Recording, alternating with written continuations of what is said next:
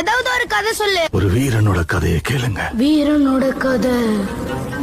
சூத்திரதாரியின் சூதனை எரித்து அகங்காரனின் நெஞ்சை கிழித்து மாயாசுரனை நிர்மூலமாக்கும் துரையாய் நொந்து வெந்தவரின் பரவசத்தை சுமந்து வந்தார் ஒரு மகாதா.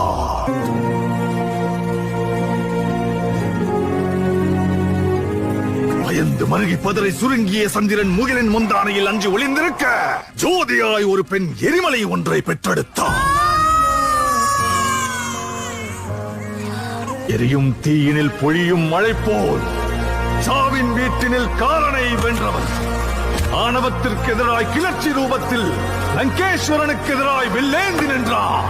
எரியும் ஜமதக்னி கோபத்தை மீறி சர்வமும் தான் என்ற பரமனை வினவினார். வேட்டைக்காரரை வேட்டையாட ரணவேட்டையனாய் வந்தார்.